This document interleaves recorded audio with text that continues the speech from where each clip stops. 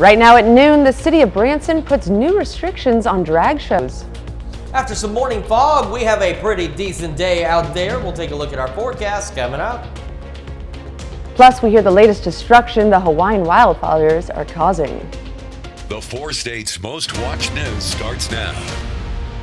Good afternoon, and thank you for joining us on KOAM News at Noon. I'm Caitlin O'Shaughnessy. Today's top story. The Knoll, Missouri man accused of shooting a dog with an arrow pled guilty in that case yesterday and has been sentenced. Authorities say while they couldn't prove that Jeffrey Howard shot the dog with the arrow, they could prove he didn't seek medical attention for it. So Howard pleaded guilty to failure to get medical care for a dog. He was sentenced to 30 days in jail and must pay $500 in restitution to a Knoll Animal Rescue. And the dog named Noelle has since recovered from that incident. Her and her puppies were put up for adoption shortly after. It was only a drill, but it was meant to look and feel like the real thing. An active shooter simulation in Neosho, Missouri yesterday was a joint exercise involving first responders from multiple agencies. The idea was to allow responder agencies to evaluate current procedures and make needed improvements for possible real-world events and worst-case scenarios. Active shooters, basically. We've had some suicidal scenarios, active shooter. Basically, we've had wounded people, actors playing as wounded people, hostage rescue sort of thing. Communications is always a big issue between different agencies, and that's what they're working on to try to perfect, to make sure we can get through this if something ever happens, God forbid. In addition to the sheriff's office, participants in the exercise included police, fire, and ambulance workers from various communities in the county, along with the Missouri Highway Patrol. And the Kansas Department of Transportation says it's stopping work on the US 69 corridor western alignment through Crawford County. The project would expand an 18-mile corridor of US 69 to a 4-lane highway starting at the Cherokee-Crawford County line and continuing north of the city of Arma. It would have led traffic around many towns in the area, which led to a lot of pushback from residents and public discussions. KDOT says that pushback is the reason they're stopping that plan. They'll conduct a new survey to figure out the next steps later in the year. And a new report from Wallet Hub shines a less than flattering light on the states with the most underprivileged children. The report stems from August being Child Support Awareness Month and 1 in 6 children in the U.S. living in poverty. A couple of area states landed in the top 10, with Arkansas coming in at 6 and Oklahoma ranking 9th. The states with the highest rankings have the most underprivileged. Missouri ranked 25th, Kansas ranked 33rd, and Alaska claimed the dubious top spot, while New Jersey ranked best in the nation. And Chanute Fire Department heard your free requests, and today they're going to deliver. The fire department is inviting the public to join them as this afternoon for a spray day. This cool summer activity will be free and open to the public. Spray Day will take place today from 1:30 until 3 at the Katy Park, located at 3rd and Ashby in Chanute. And Chris Warner now joins us with a look at the forecast. Yeah, today not too bad out there in terms of our temperatures, and a great day for a spray day. Great day just to be outdoors. Taking a live look at the MoDOT camera, 32nd and range line. We've got a few clouds out there, otherwise plentiful sunshine. And the good news is we are not looking at anything too terribly crazy in terms of crazy temperatures. Yesterday, for example, we started right where we should be. That rarely happens. And we made it only to 82 degrees, 9 degrees off of where we should be, and we received just over half an inch of rain at the Joplin Airport. We know a lot of you received more than that, and that also puts us up for the month of August by 1 inch. We're 1 inch over where we should be for August, and that's helping close this gap where we're almost 10 inches off of where we should be for the year. And as we've mentioned, we're still expected to have a above average season as we head into the next couple of months for rainfall. So hopefully that still comes true, and I think we're at the beginning of all of that because we need that rainfall out there. Temperatures right now, not too bad. We got 85, Yates Center, Chanute, 86 in Parsons, 82 Pittsburgh, 85 Joplin, Neosho, Miami, and 84 in Carthage. We're keeping an eye on this beautiful Thursday today. Unfortunately, our temperatures will begin to heat up, and that begins as soon as tomorrow. We also have pop-up thunderstorm chances as we head into the weekend. We'll have more on your complete forecast, how the weekend is shaping up, and just how hot it's going to get here in just a few more minutes. Caitlin? Well, the Branson Board of Aldermen has approved restricting drag shows in its downtown district. The shows won't be allowed within 600 feet of a church, school, or park. Lauren Schwetker has more. If we pass this ordinance, bottom line is I'm going to hell. The Branson mayor, Larry Milton, says he's received many hateful emails and phone calls about an ordinance surrounding drag shows. This ordinance is saying that use is allowed based on our Constitution. We're just putting up some guardrails. Tuesday night, City Council voted 4-2 to pass the proposed ordinance, which will now restrict drag shows to the downtown area of Branson and will require a special use permit. Some in the town say they want even more restrictions. I personally am against drag shows completely, and I would love to see whatever law we could pass even further than this one. While others say restricting them to one part of town is violating First Amendment rights. If this ordinance passes, the city is going to get sued. Is that what you want? Do you guys want to be the first ones to set the precedent for violating people's First Amendment rights? The city says the ordinance aims to preserve Branson's family-friendly values by limiting drag shows to the downtown area away from the 76th Strip. It will not allow drag shows within 600 feet of any religious institution, school, park, or another drag show establishment. And no one on the outside should be able to see what's happening inside. Each meeting on the ordinance has brought out people from both sides. We're here mostly to raise awareness of these issues and oppose any public policies and laws that support or promote the LGBT ideology. Drag has been a part of this diverse community for decades. The minuscule amount of recent drag shows haven't harmed anybody, but the hate spewed from this podium about them certainly has. Young people under 18 years old are banned from drag shows under Branson's new ordinance. And today in Fort Pierce, Florida, Donald Trump's aide, Walt Nattau, pleaded not guilty for a second time to conspiring with the former president to obstruct the investigation into his possession of a classified document at his Florida estate.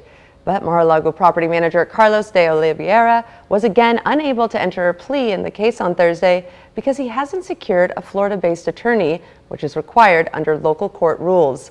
The magistrate judge formally accepted the latest not guilty plea of Trump, who told the judge in court papers last week that he is not guilty and waived his right to appear at the hearing in person.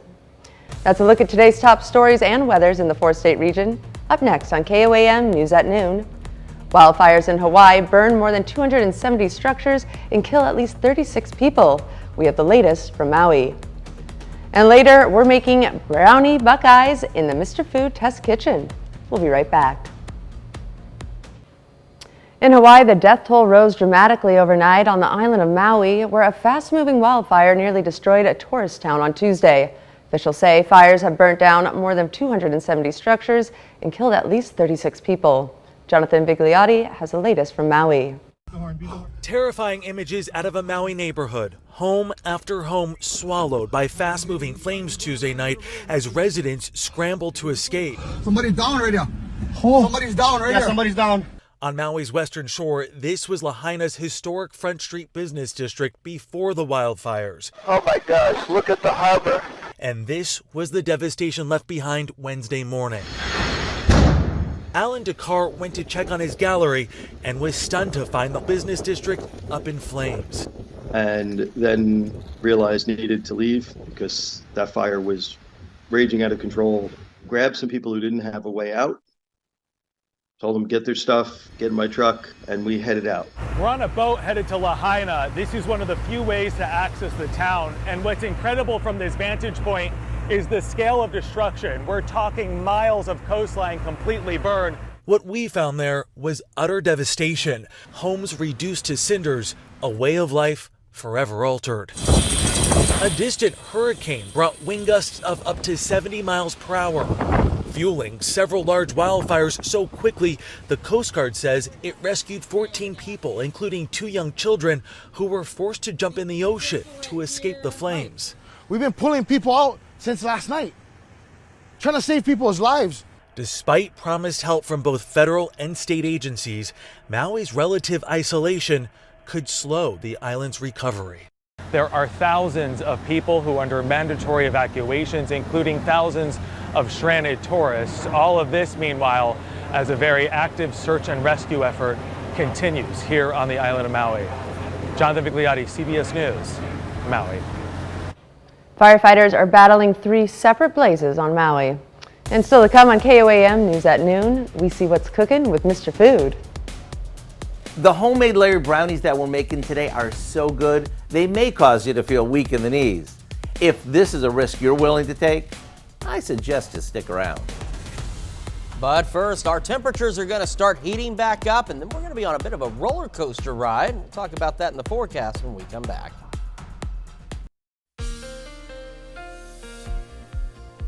Welcome back to the KOAM News at Noon. So we have an absolutely beautiful Thursday across the area. It's warming up. It is definitely warmer than yesterday, mainly because we're getting more sunshine, not seeing as much rain. We did get some much needed rainfall across the area yesterday. And the good news is we do have some additional rain chances in our forecast. The bad news is we have some hot temperatures in our forecast as well. Taking a live look at the MoDOT camera, 32nd and Range Line. We got people going out to lunch or whatever it is they may be doing at this noon hour, maybe some shopping.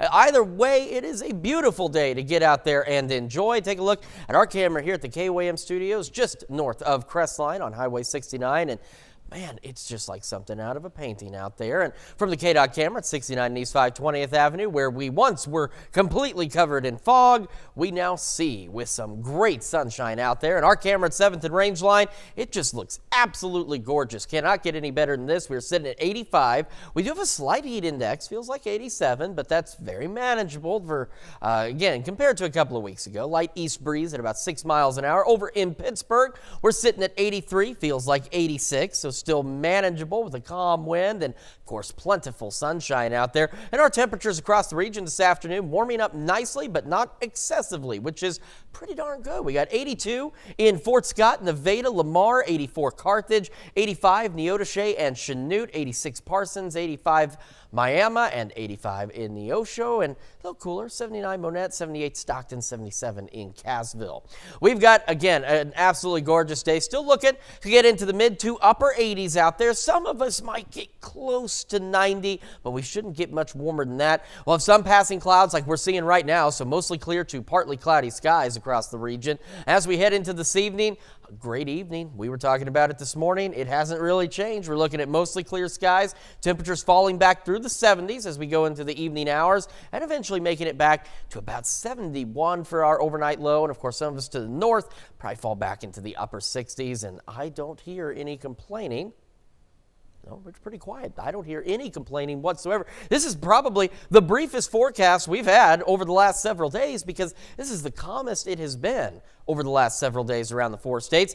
However, that's what I was talking about. That's what we don't like. Unfortunately, it is making a return. We're talking temperatures mid to upper 90s tomorrow and Saturday. The one thing we do like are those pop-up storm chances that come in Friday through Monday. And just a quick reminder, we know because we've seen it this summer, some of these pop-up storms have a tendency to get a little unruly. They get a little small hail, some gusty winds. We're not anticipating any widespread severe weather or anything like that, but pop-up storms and maybe a strong one here or there will be possible, but otherwise not bad. And here's the roller coaster ride. So we soar up to the mid to upper 90s, then Sunday, Monday, and Tuesday, we come back down in a dip into the lower 90s and upper 80s. Then we head into Wednesday, and it goes right back up to near 100 in the upper 90s. And then Thursday takes another dive down into the low 90s and some upper 80s out there as well. More storm chances Thursday, Friday, and Saturday. But then by Friday and Saturday, we'd make another big climb on that roller coaster ride. So we go up to about 99 degrees, near 100 out there. So we do have a bit of a roller coaster ride on those temperatures. We're going to go from pleasant to not pleasant to pleasant to not pleasant again, but you know, it's still the summertime. That's the way it is around here. But the big thing is we still have some of those scattered thunderstorm chances, and we need any rainfall we can get here in the 4 states. All right, well, thanks, Chris. Sounds good over here. Stick around. We're making Buckeye brownies in the Mr. Food Test Kitchen. We'll be right back. It's time to check in with Howard and the Mr. Food kitchen staff. Today he's making homemade layer brownies that are so decadent they might make you feel a little weak at the knees. They're called Buckeye brownies. Take a look.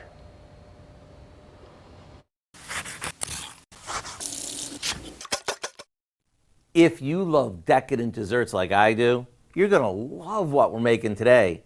It's a homemade brownie topped with a rich peanut butter filling and finished with a layer of fudge. I have to warn you though, these may cause you to feel weak in the knees, and you might even drool a bit while you're waiting for your first bite. If that's okay with you, then let's get started. We begin by making a homemade brownie batter, which we'll pour into a pan and bake until it passes the toothpick test. As these bake and cool, we'll make our to-die-for filling. It's simply some peanut butter and powdered sugar that we beat together until it's nice and fluffy. This gets spread over our baked brownies. Then to make these over the top good, we finish them with a 3-ingredient chocolate glaze that is pure decadence. Once all the layers are set up, cut it into squares and serve. If your house is anything like mine, there'll be a line out the door as soon as they get a whiff of them. To get the recipe for our Buckeye brownies, simply visit our website. I'm Howard in the Mr. Food Test Kitchen, where today we found a fudgy good way for you to say, ooh, it's so good. To find this recipe, along with many others, just head over to our website at KOAMnewsnow.com and click on Mr. Food. Now, here's a look at the 4-state market prices.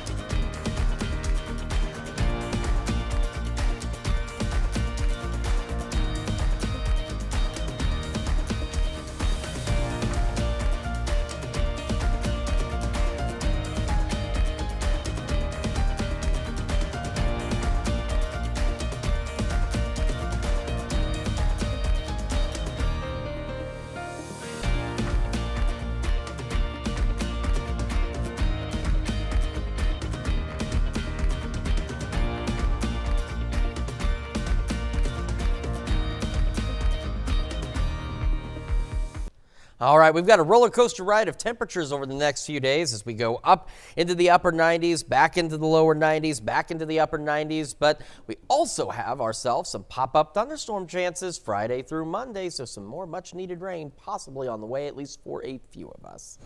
All right, well, thanks for that, Chris. And Dal, what do you have on the docket for us this evening? A lot coming up at 5. For starters, parents have a long to-do list as kids head back to school.